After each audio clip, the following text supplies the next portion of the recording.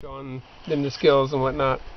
Well, we were in Utah in a town called Levi, small town. Levi. Or was it Nehi? Levi Strauss. I can't remember. It was one of the two. But probably Nephi is in Utah. we were working separately right then. I was on one street and he was on the other. And he comes up to me after a while and he says, "Well, a policeman pulled me over and said I can't be selling these books anymore because I don't have a license, or we don't have a license, you know." And I said, "Oh, David, just forget it and keep working, because we don't need a license because we're missionaries and we're selling Bible books." And I really meant it. That's what I thought, you know. Mm-hmm. And so he reluctantly went back to work again, thinking, "Oh no, that cop's going to find me again." So he kept knocking on doors and trying to sell his books. And then the cop saw him again, picked him up, put him in the police vehicle, and then they went out looking for me, the cop did, with him sitting in the back seat. So they found me, and there's Dave Young's in the back seat, you know. So they put me in the back seat with him, and they took us to the station. And they said we could make one call, you know, your one call, you know. So we called the publishing secretary up, the Nevada Utah publishing secretary. Dave Young's actually made the call. And he was telling, "Hey Wes, we're over here in jail in Nehi." And the guy wouldn't believe us because, you know, Dave, he's a joker, you know. Mm-hmm. So finally he believed us, and in the meantime we were reaching our separate cells, holding the bars, and we decided, well, we're going to be like Paul and Silas, we'll sing some hymns. So we were singing some hymns and stuff, and finally the publishing secretary came and picked us up, and we left the steps to Christ on each cot in each cell. That was funny. David, why didn't you tell me that story? I don't Remind him of that next time understand. you see him. No, I'll send this to him if you want to say something to him. Oh, hi, Dave. I didn't know you knew Steve. We're over here in Rancho Tehama, in the back of a pickup by a creek. See? With some friends. We're like having a tailgate party on Sabbath here. No food. No food. No food or drink. Drink or nothing. There's some water. There's some water. Let's There's water. fight over that. Water everywhere. Ready? Well, if I had... I don't have signal here. I can't... Oh, you can't send it right now? I can't call Dave or send it Okay. now, but You anyway... won't have a signal unless you get higher Let's up. see later today. I'll get this to Dave. So David, send me a message. Say hi back to Bill. Bill. And also give me a call, David. I haven't heard from you for a long time. I don't know your phone number right Does now. he look the same? I don't know your Does he phone have number your now. Give your number. He saw me not too long ago at camp meeting. Okay, what's your number? My number is 530-585-3217. He's called me at that number before. Maybe he lost the number. I don't know. What's yours, Steven? Okay, and David, only say good things about me, okay? Nothing else. Well, you can tell some of the jokes. We've had a few jokes. You know what he did? I'll tell you a story, what he did one time. What? When he was working with me, we decided we needed a separate income, you know, for an industry to support the mission work. So we had some ducks, and there was a pond out back. And one day he came up as we were pondering different ideas, you know, industries and whatever, and he said, "I got the perfect idea."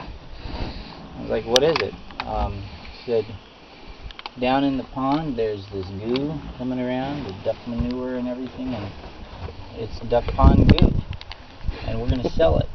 We're going to bottle it and sell it." So he registered duckpondgoo.com, and he came up with a song, goes, "What can you do with the duck pond goo?"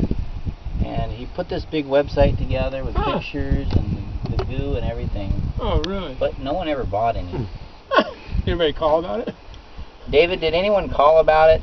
It was really hard to be serious. Well, what was David. going to be the purpose of it? Well, he had a slogan for that. He says, "What can't you do with the duck pond goo?" Oh, another experience we had, we were in the dorm together at PUC. Me, him, and another guy named John Rose. I don't know if you ever heard of him. Kathy Rose? I don't know his middle name, but the guy was kind of... What's his John name? Rose. Oh, Rose. Like He was kind of a... R-O-S-E? Sorry, a second here. R-O-S-E. Okay. John Rose. I know, John But this Rose. guy was kind of eccentric. At any rate, us three were in this room, and John Rose insisted on having the air conditioner running full blast during the night. And no, that's not the way it went. Excuse me. We wanted the window open during the night to get some fresh air, David and I. But John kept getting up and closing it. Then Dave Youngs would get up and open it. John Rose would close it. Dave Youngs would open it. Finally, John Rose says, "All right, that does it. I'm Mr. Freeze Man now." So he closed the windows tight shut, turned on the air conditioner full blast. And we didn't do anything about it. We just kind of laughing about it. It was funny though. Oh, and then another time, John Rose wanted me to hike to this cave with him. This guy hiked all over in the backwoods of PUC area in the forestry land. So finally, he talked me into hiking to this cave with him, and we hiked and hiked and hiked and hiked and hiked. And the plan was to get to a certain place, which is on the other side of the valley, where we would signal Morse code with a flashlight to David Youngs at the cafeteria at a prescribed time. So anyways, we finally got close to the cave, and then we flashed at the time, and there was Dave Youngs flashing back at us from the cafeteria.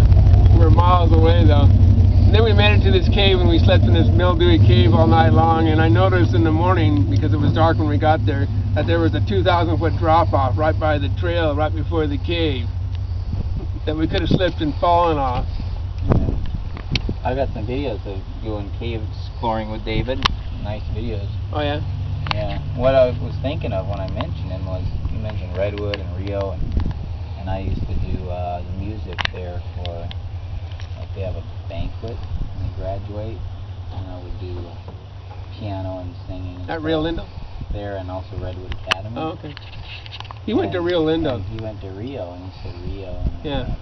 He went to Rio. He's about your age. And he had a guy friend. Well, I wouldn't call him a guy friend. That sounds bad. He had a friend over there at the academy, a real tiny guy. His name was Ernie? I can't remember now, but he was so small that the guys put him in one of the dresser drawers and closed it. Yeah, David was always doing something. And then they did something to another guy. Have you heard of this guy called Wild Dog? Walt Laidlaw. Well, he went to Rio Lindo also. And at the dorm rooms, he had barbells. He lifted weights. Well, one time somebody pinned him down and put the barbells over his neck while he was on the floor, and he couldn't get up because they were so heavy. And that's where they left him. And he was like that for a long time with these barbells pinning him to the floor. Oh, man. We called him Wild Dog. His last name was Laidlaw.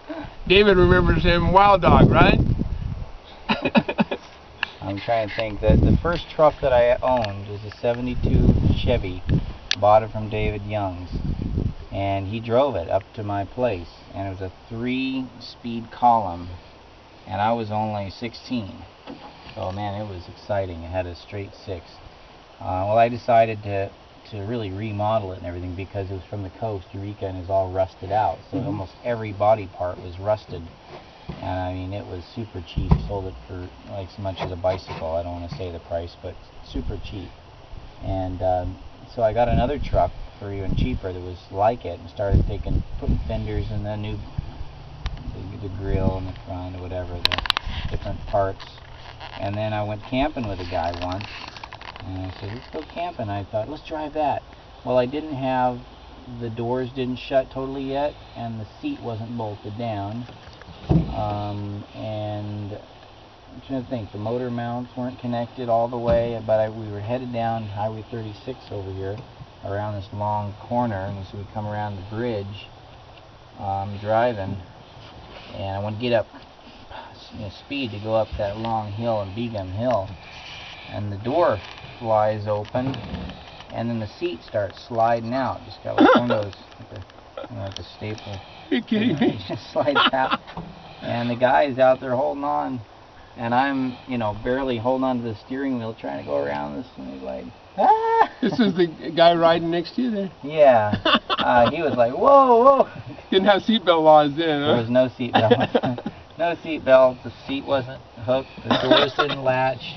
And I was going 40, 50 miles, 60 miles. I don't know. Probably 50. I don't know. It was a long hill. But I ended up changing the transmission on that, and then later changed the engine.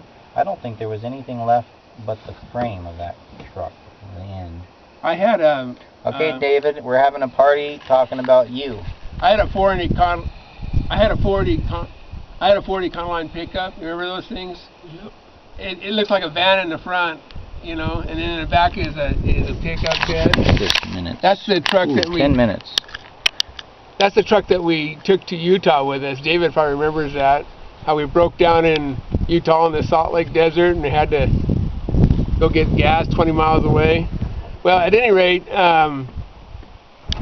yeah, in the days before the seatbelt laws, we used to pack, you know, like 6, 7, 8, 9 college kids in the front cab there, just sitting around anywhere in there, even though there were just 2 seats, and we took them home from school that way. He and I just about 5, 6 years ago went to Amazing Facts School together. David did? Yeah, he was telling me he was going to try to go to that school. Yeah, the AVCO Advanced Terrestrial Training. Okay, bye, David. We'll see you later. David.